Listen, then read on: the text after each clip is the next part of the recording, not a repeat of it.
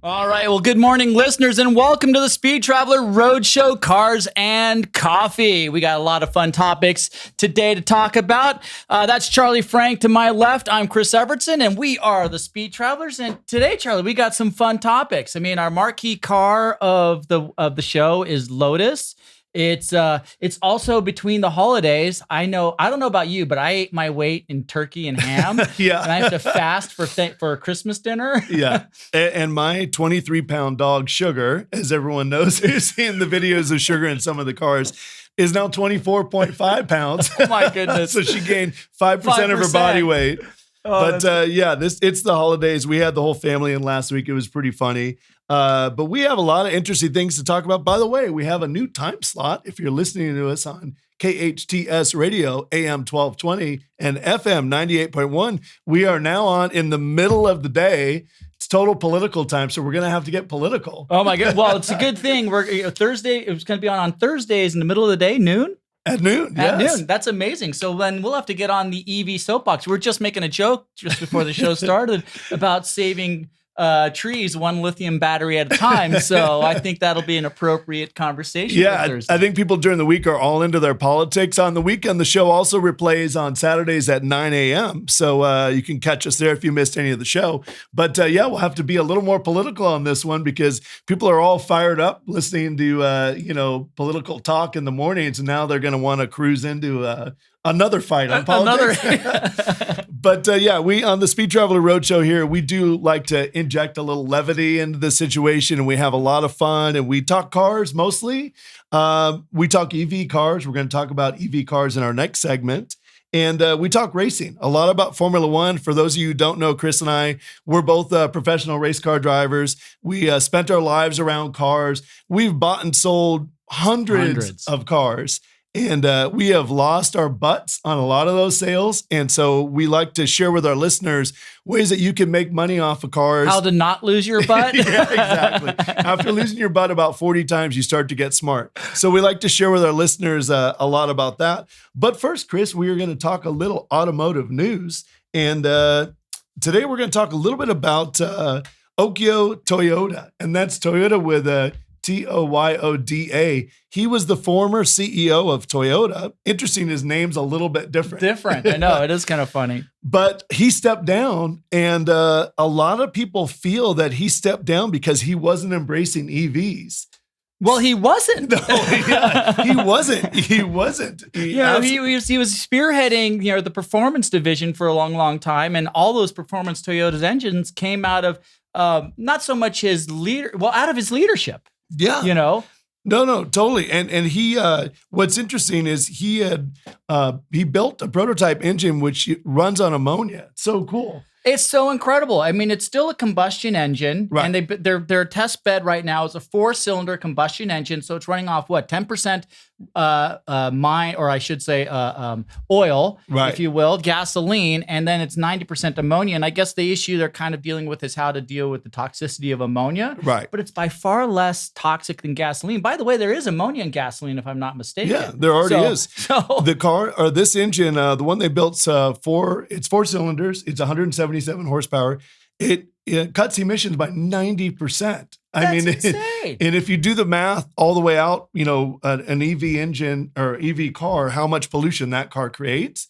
This is like a game changer. It's a total game changer. It's a great concept. I mean, I also kind of look at this. Okay, so they're taking a combustion engine and now they're optimizing it to be able to use 90% ammonia. With a simple 4-banger engine. What was it? 177 horsepower. That's incredible amount of horsepower. I mean, considering that a 1978 Corvette only had 270 horsepower with twice the cylinders. I mean, why can't we do this with other 4-cylinder engines, like the famous Cosworth DVF? Right, exactly. Which is just, a 4-cylinder engine that's not only won Formula One World Championships, but was also dropped into the Ford Pinto. Yeah, it's a a perfect example. And we should be doing much, much more than just going down the EV. I mean, we like to call it the EV stupid train, but we're going to get back to that whole EV subject in our next segment. But just before we head off of the Toyota thing, it's pretty sad. Like he basically was just expressing an interest in developing other forms of engines. and not just going 100% EV. And he basically, due to political pressure, had to step down. And the new guy in there, he is all Mr. EV. Mr. EV. So Clearly he's stuffing his pockets with EV money. Right. But some other stuff we wanted to talk about is I didn't know that Pat Boone was still alive. Oh, you were talking about his air car? Yeah. And Pat Boone went on, what's the show where they pitch the stuff and people... Shark Tank. The Shark Tank, yeah, and the sharks get on board. He was on that years ago, 2015, with a guy that developed a new company called Zero Pollution Motors. And they came out with this car called the AirPod. And the AirPod is powered on, it can go 100 miles. It's pretty cool. And it's powered by compressed air. And so it has zero sound, zero emissions, and you could like putt around town. And so it's not bad. The only thing that was funny was that the original AirPod 1.0 was a 3-wheeler. Of course, because logic dictates that any new car needs to be a 3-wheel car. And if we have any of the TV show, Jeremy Clarkson's famous show, Top Gear, there was a great episode in season 15. And it was when Jeremy had to drive, I think it was only 14 miles from Sheffield to somewhere else in a 3-wheel car. And tipped it over like 20 times. Yeah, exactly. It was called the Reliant Robin. Oh my God. He tipped it over, I think, 17 times. So the AirPod, this is really good news, Chris. The AirPod 2.0 is a 4-wheeler. Oh, that's awesome. You know, I wonder if Pat Boone and the guys that created this car were kids of our age. Because I remember as a kid, remember those rockets? You had to pump it up with air and then shoot a very safe toy for kids. Shoot a rocket 50 feet in the air and then, no parachute. So it comes straight down and lands on your head. Helmet not included. We need to find the name, but we'll come back in segment 2 with the name of that product. But yeah, it was basically you pumped it full of air and then the thing shot and it had a hard plastic cover to it. So basically the hard plastic cover can penetrate a brick wall. Genius. So, yeah, Safety we'll get back third. to that. But in the other news, the AirPod 2.0, it's an interesting idea. I think my issue with it, Chris, and I'm curious what your thoughts are, is you have this thing that weighs 661 pounds, I think. And you're cruising around the city of Santa Monica. I mean, I could see people driving this all over Santa Monica, the AirPod 2.0. But what do you do? Is it its own lane? Because what happens if this thing runs into a Cadillac Escalade? I can only imagine it would disintegrate. Right. That's kind of the safety factor. What was that? That tiny little car that always scared the heck out of us. The Think car? Oh, yeah. Exactly. Safety third, another car that was safety third.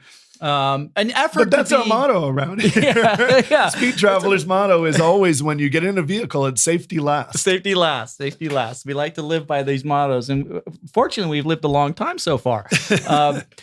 My question is to charge up this car, can you just buy a regular air compressor at Harbor Freight, spend $180 on a 60-gallon air compressor and charge this thing up? That's a good question. Is it that simple? We might need to have Pat Boone on. I know. Pat Boone, if you're listening, contact us and we'll have you on. I want to drive it just to see what it's like. That actually that's a basis for a great episode. We can go off-site and we do a little race in AirPod cars. AirPod versus a pedal-powered car? Yeah, I believe how it works is each canister gets you 100 miles. I think that you can go 100 miles at speeds of 20 to 30 miles an hour.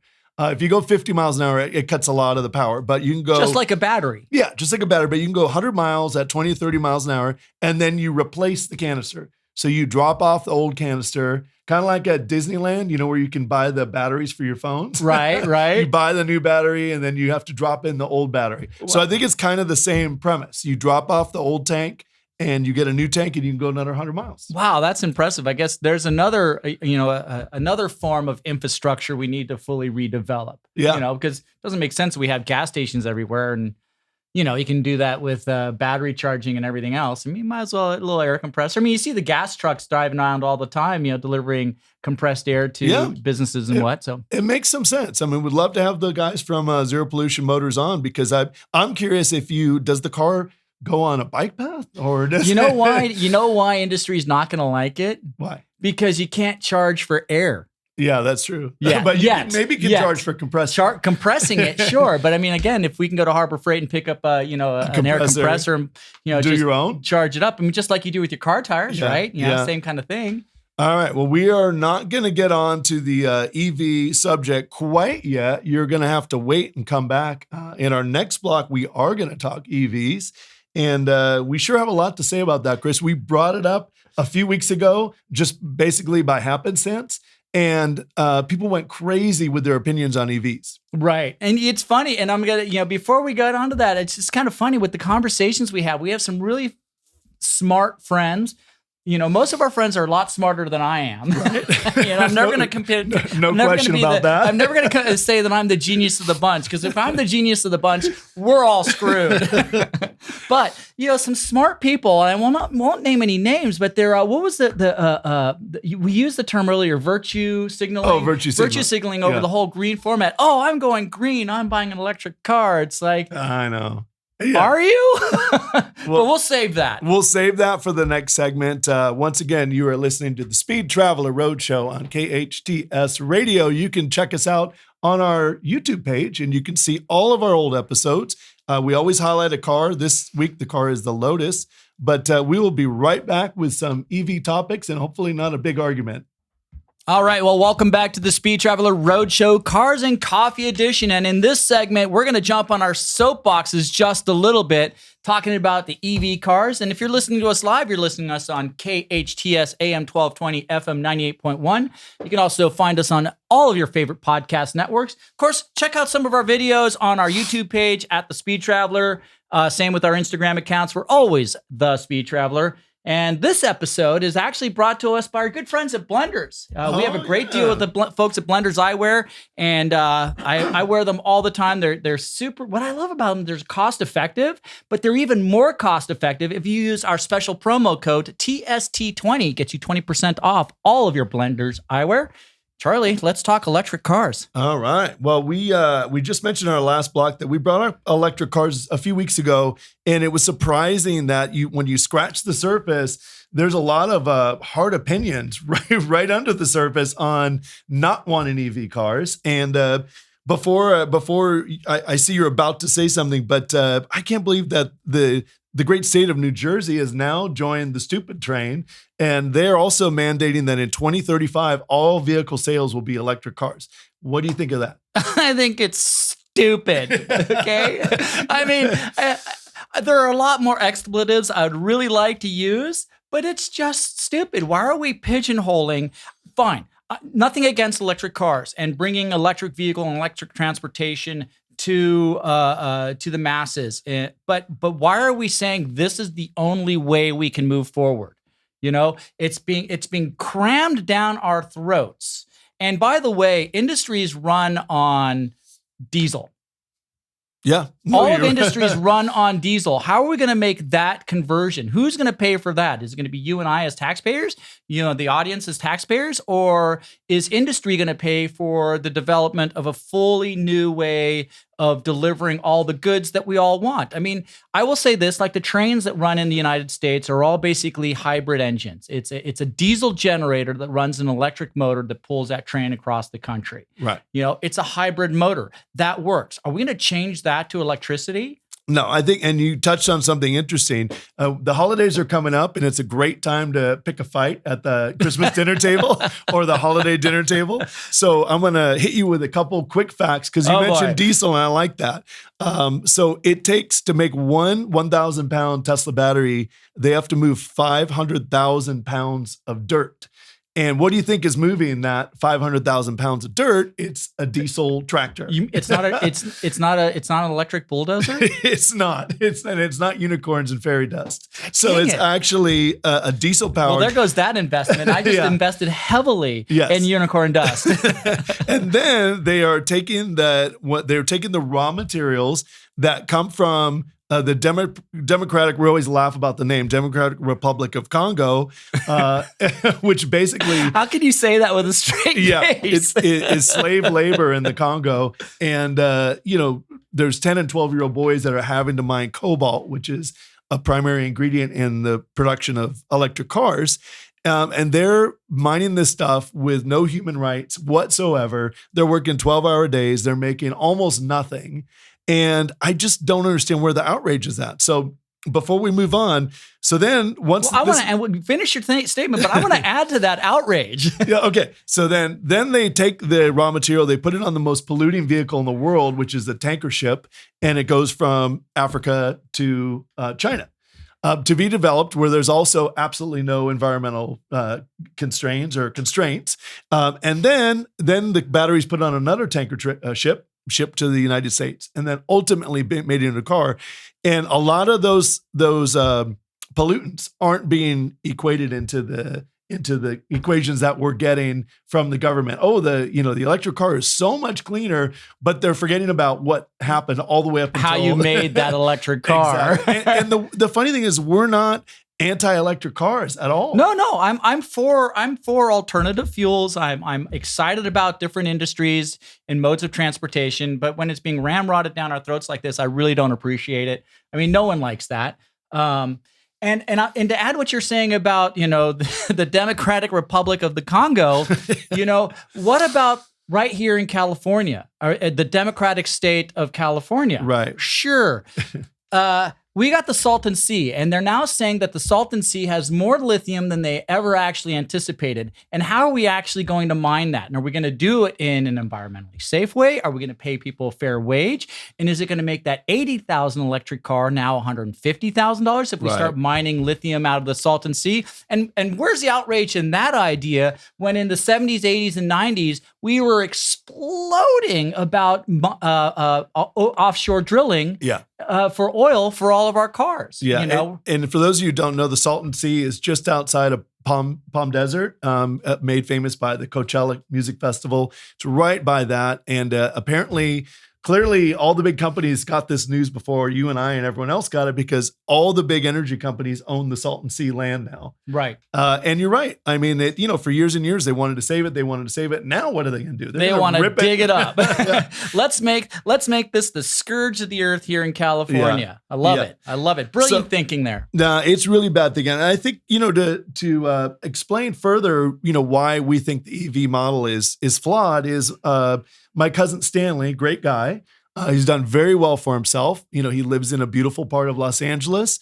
He just bought a Tesla and he got a $7,500 tax credit. So the guy that's working at McDonald's that's making minimum wage, his taxes are going to pay for rich people in LA to buy electric cars. Right. How does that make any sense at all? It doesn't make any sense. That's just it. And I don't understand why there hasn't been more outrage. We're starting to see whispers of it. We are. But those whispers need to turn to screams. Right. And not that I want to be the guy that's out there screaming about it, but this needs to be talked about, because like you just said, the individual working at McDonald's making, $30,000 a year, $40,000 a year, how are they going to spend $80,000 on an electric car that comes out of China? Let alone a battery that might come here out of California if we start mining the Salton Sea. How are they going to afford that? And like you just said, the wealthy are getting tax credits because they can afford to spend the money. So they're getting these tax credits on the backs of the working individual. Yeah, no, it's completely not fair. And you touched on something else that's interesting. It's wealthy people, in the big cities that are buying these cars, and then they're posting on social media. Yeah. And there's a great South Park episode where there's a cloud of smog that follows around the electric car.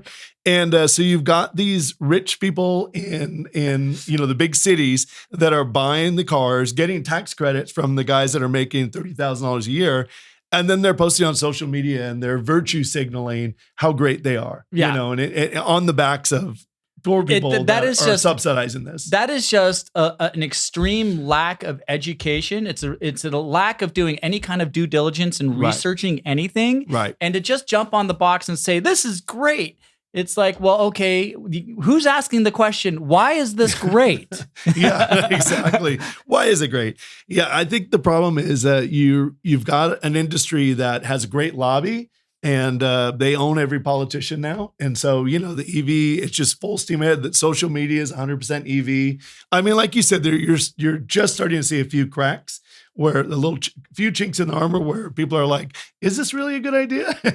Do we really want to become dependent on China for all of it? And I think beyond that, and if you're listening for the first time and you're thinking that, we're a couple of crackpots and conspiracy Well, you're not wrong.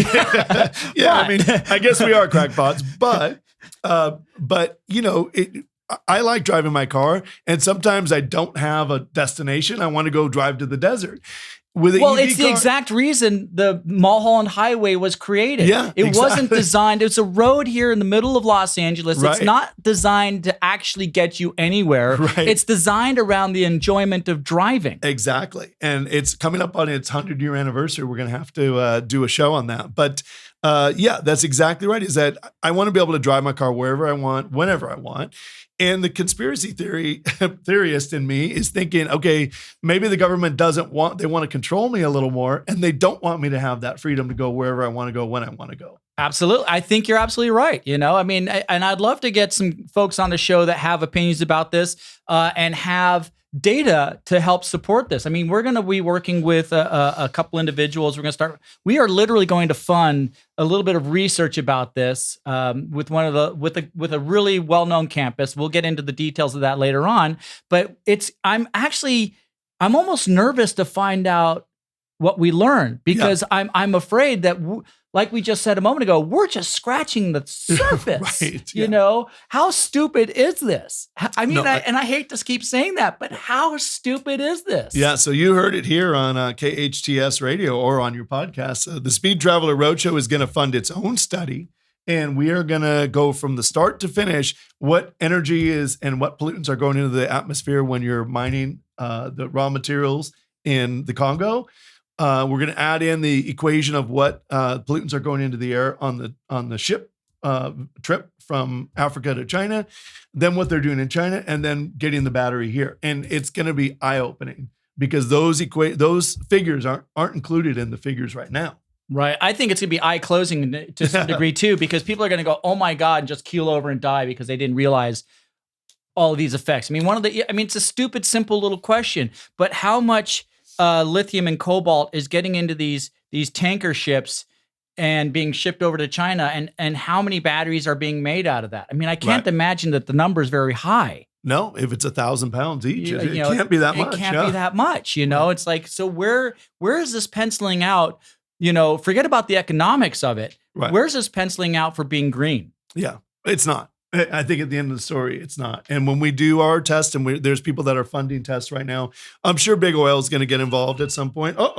There's the bell. Meaning our cookies are done. The cookies are done, and we can stop arguing now. Actually, we're on the same side. We're actually in agreement. You want to drive the track, and we're at the racetrack. You have your style of driving the car, and I have my style of driving the car. It's the same car, but it's a completely different style of driving, and we have completely different setups. So we argue about that all the time, but this we agree on. I know. I guess you could say I'm a little bit country, and you're a little bit rock and roll. No, I thought I was country, and you were rock and roll. Oh yeah, okay. We got to argue about something. I got my, I'm trying to single-handedly bring back the 70s haircut. Ditto. I'm working on the full Steve McQueen mop. Yeah, the Steve McQueen mop's cool. I've got like the bad, what was the star of Star Wars? The young guy? Mark Hamill. Yeah, I've got Hamill. Mark Hamill, not in the good Star Wars, but in like the later ones. Where just like get a mop on his head. All right. Well, you have been listening to the Speed Traveler Roadshow on KHTS Radio and on podcasts available everywhere. We're going to take a break, and we're going to come back and talk about the fine Lotus automobile. Welcome back to the Speed Traveler Roadshow Cars and Coffee Edition. That's Charlie Frank. I'm Chris Evertsen, and if you're listening to us live, it's on KHTS, AM 1220, FM 98.1. Of course, available on all your favorite podcast networks, and of course on our YouTube channel, The Speed Traveler, and our Instagram accounts, or all our social media accounts are The Speed Traveler. And Charlie, this week, our marquee brand is Lotus. And one of my favorite all-time brands, because it started as a race car. Oh, yeah. It's such a great brand. Started as Colin Chapman in the late 40s, actually. The brand started in 1952, but in the late 40s, he was racing, and he was realizing that the heavy cars at the time, like the Ferraris and the Mercedes, had monster engines, but they weighed a lot. They weighed a lot. And the bodies of his original car were all like basically plywood. Yeah. Oh, I didn't know that. Yeah. That's so interesting. But yeah, so Colin Chapman started this company, and it's really similar. We're going to talk Ferrari next week. We're going to talk about the movie Ferrari, and we're going to give it a little review. So that should be a lot of fun. But Ferrari's next week. But it's really similar to Ferrari in the sense that Colin Chapman wanted to go racing, and he wanted to sell cars to afford to go racing. So really, really cool. Great history. And there's some great cars in that history. I mean, I believe they won their first Formula One World Championship with Jim Clark in, what year was that? 1963. 63. Yeah. And one thing that Colin Chapman and Lotus did is they sold customer cars, race cars.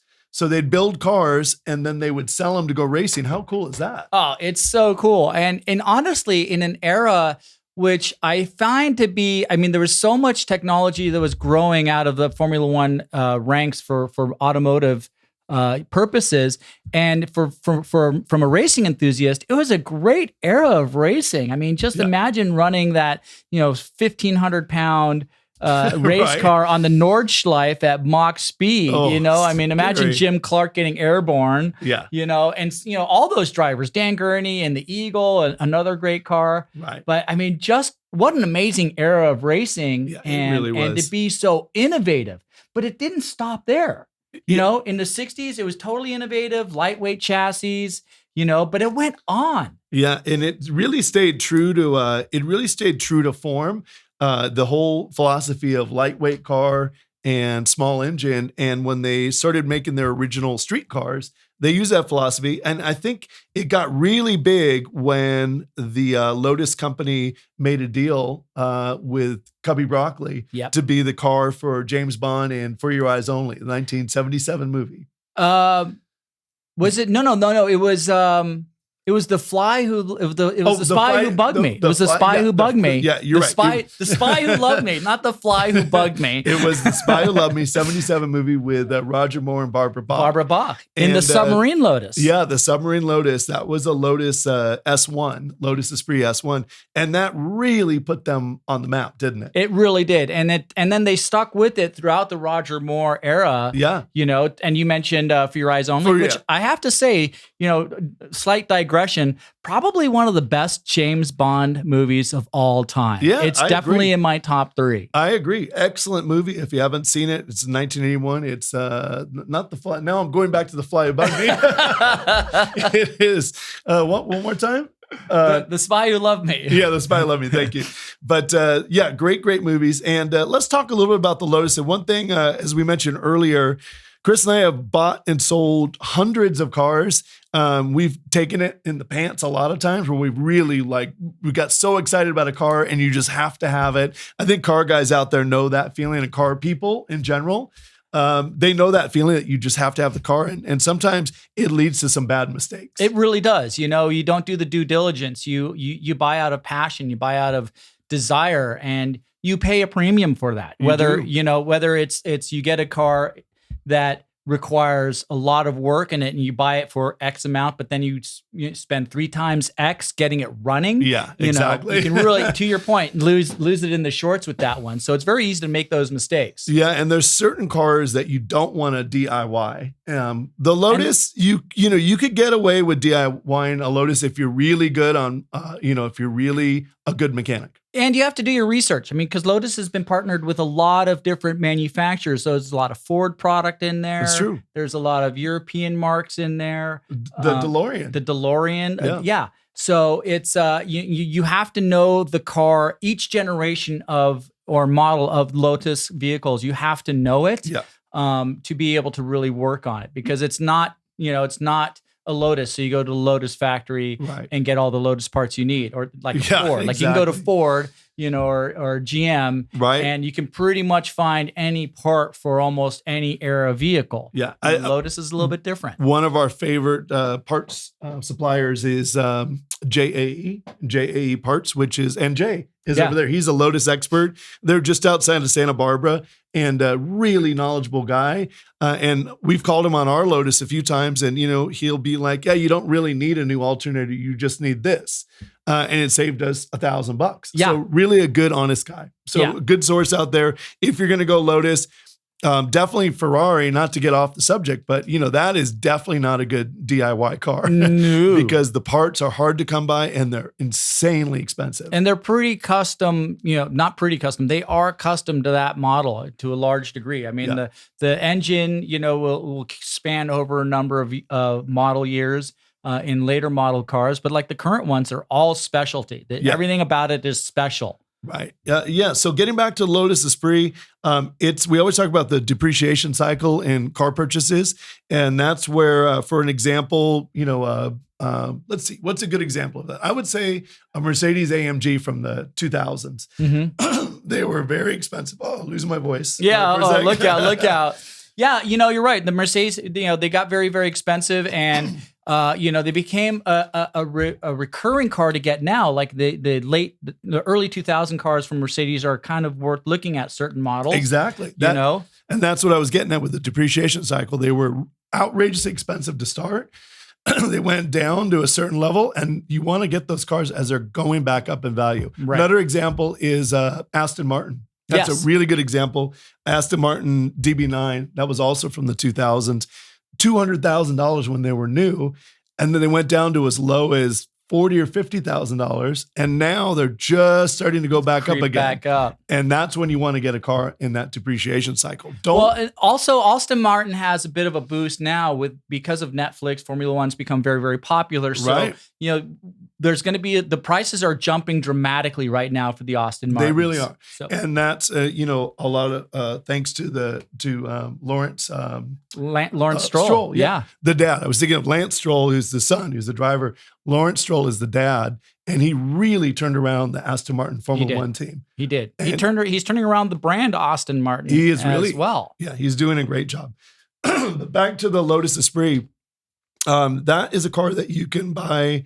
You can buy a not as clean one on eBay or Craigslist, and probably in the $30,000 to $40,000 range. One thing I love about the Esprit, and we have one, is it's our second one. Yeah, it's our second one, but they'll never make anything that looks like that ever again. We're going to put up a picture. If you're watching on YouTube, we'll put up a picture of the Lotus Esprit. Well, so you can see it. It started the current era of supercars. It really did. You know, I mean, like even the Pantera was kind of designed after the Lotus. Yeah. I mean, the Tommaso Pantera, which is one of my all-time favorite cars. And you look at the Lamborghinis and everything that followed. They all started following. They did the platform that Colin Chapman started with the Lotus. A really aerodynamic body, a really interesting body. So you can find those for in the 30 to 40 range if you really look on eBay and Craigslist.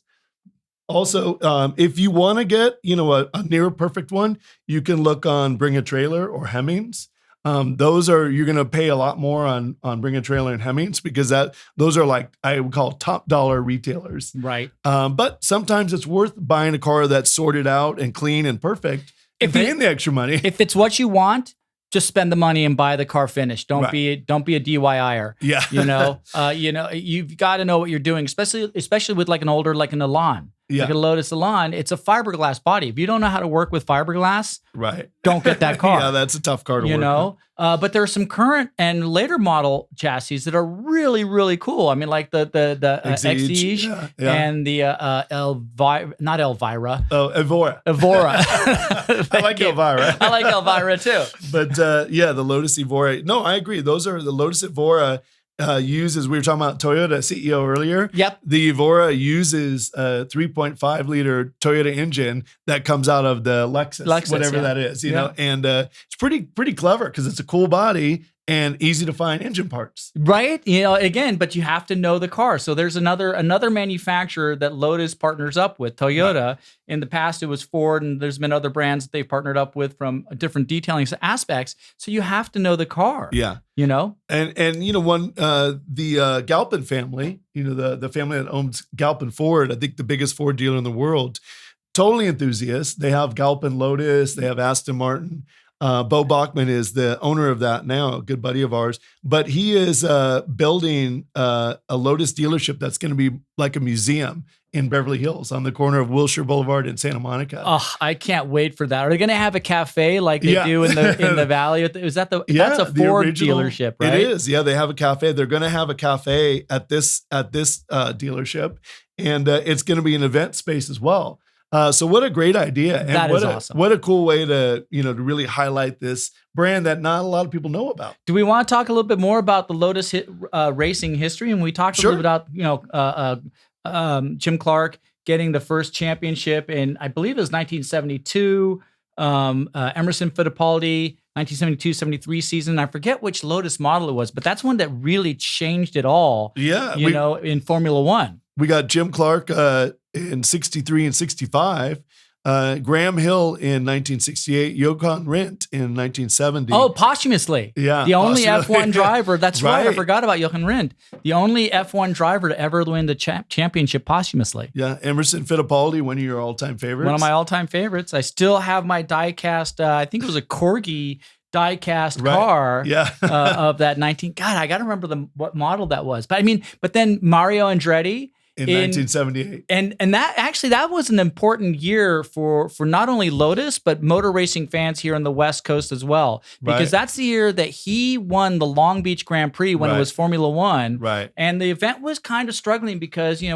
Formula One was very, very new to, if you will, to the American consumer. It sure was. But Mario Andretti being an Indy 500 winner, IndyCar champion, just notorious automotive badass, won the Long Beach Grand Prix. So really put the Long Beach Grand Prix on the map in the for all the United States, but then went on to win the championship that year for Lotus. Yeah, and a great car, the John Player Special of the year. And such a cool, and it had come out, that happened just after the James Bond movie had come out. Yes. So it was like a double whammy, and it really helped Lotus a lot. It did. And then, again, innovative. What was it? The Lotus 88. Yeah. With the ground of, it's basically two monocoques, if you will. That's what they like to call it. It was made illegal, but it just changed the way it sure did. Engineers. It paved the path for Adrian Newey. It did, and another one, and we got to take a break here really quickly, but was Lotus bringing a rear engine car to the Indianapolis 500. They were the first to do it. Yeah, they were the first to do it.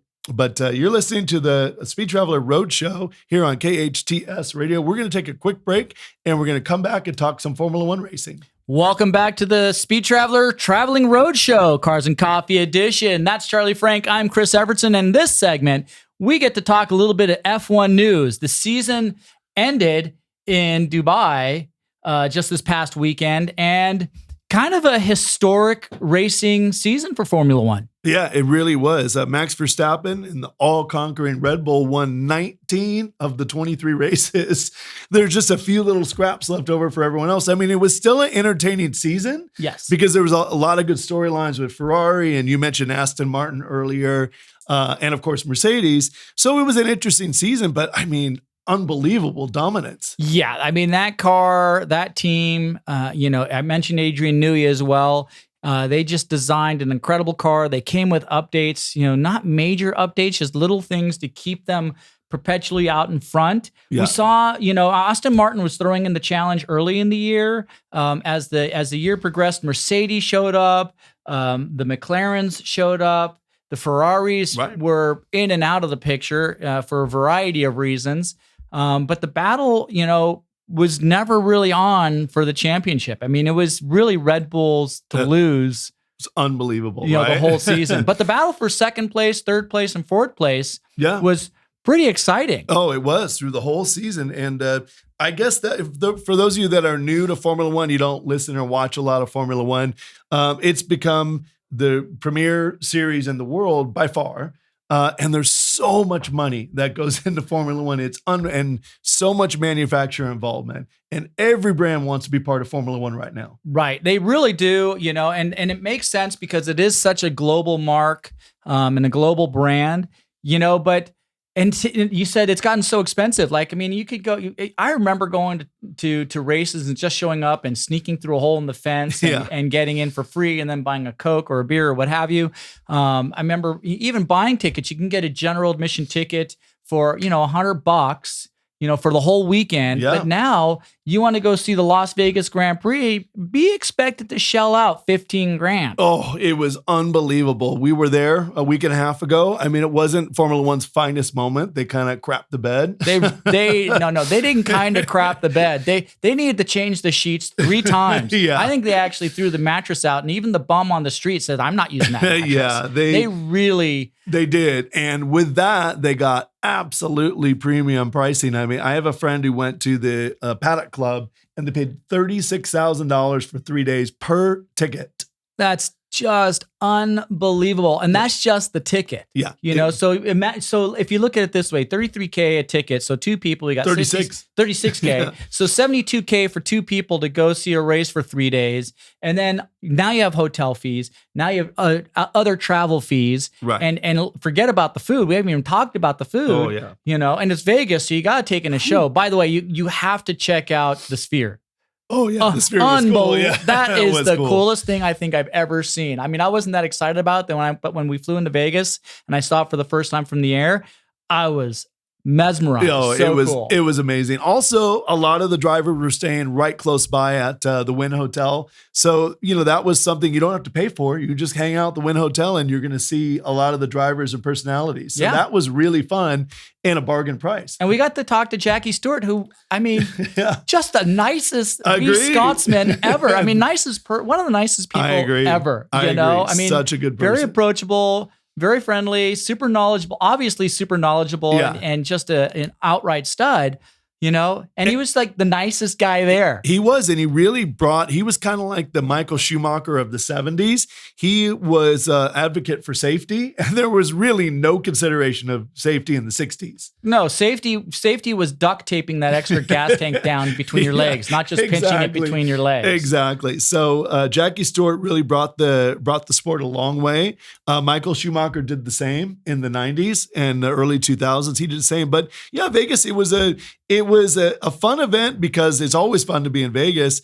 I think they'll get it together for next year. I mean, I definitely want to go next year. Well, they better get it together because the race itself, the show itself was actually incredible. It was. But the fan experience, and that's what we really should be. I guess we should really focus on that aspect of it. The fan experience sucked. It did. It sucked. Yeah, you had to walk 7 miles to literally go across the street. Yeah. And it was not, and it's really weird. I mean, this is Formula One, like one of the biggest brands in the world owned by Liberty Media.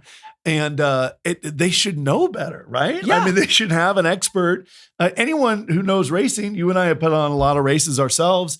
Anyone would have told them, okay, if you can't make someone walk 7 miles to enter a gate 500 feet away. You have to build a pedestrian bridge. But somehow that never got back to Formula One. That word never got back to them. Yeah, just absolutely absurd. And you're in Vegas, so everyone's dressed to the nines. Right. So, in heels. Yeah, that's what I'm basically saying. I mean, I had my heels on. My feet are killing me at the end.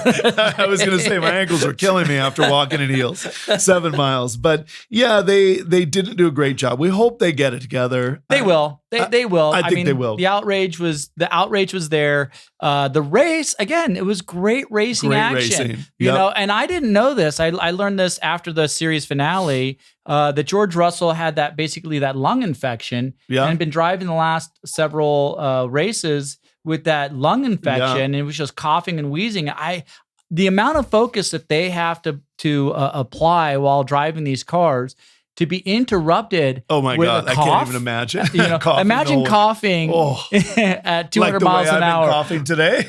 And you don't know when that's going to show up. You're trying to hit an apex. I mean, imagine, you're getting off the freeway and someone decides to cut you off, but no, you have to cough instead. Yeah. And you know what? Getting back to the last Grand Prix, which is the last one of the year, George Russell did a great job, cough and all, getting up to third place in his Mercedes. Yeah.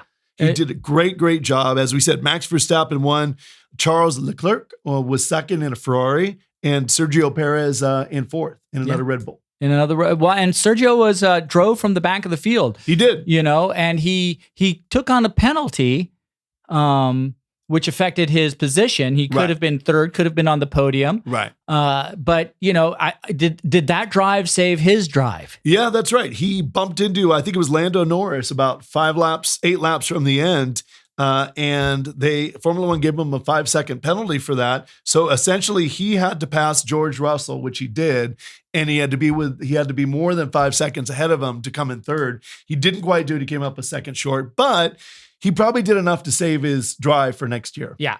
And, it's going to be interesting. We're in the silly season now. It's going to be fun to see what happens. I mean, the first race of the year is only, 3 months away? It's unbelievable. With 23 days. Races, it's crazy how much racing and traveling they have to do, because it's very environmentally friendly.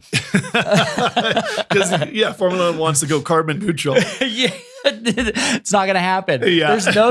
I'm sorry. There's no such thing as, what carbon neutral is we all get off this planet. Yeah, right. That's the only way we're going carbon neutral. So anyone that tells you, I'm going into the last segment. I'm sorry, the previous segment. Back to Formula One, though. It's going to be a fun off season. Yep. And I almost can't wait to see some of the testing days to see who is going to move forward and challenge the Red Bulls. No, they've got a 20-second advantage on the field right now. It's really exciting. I mean, we're almost out of time, but it's a good subject for upcoming episode.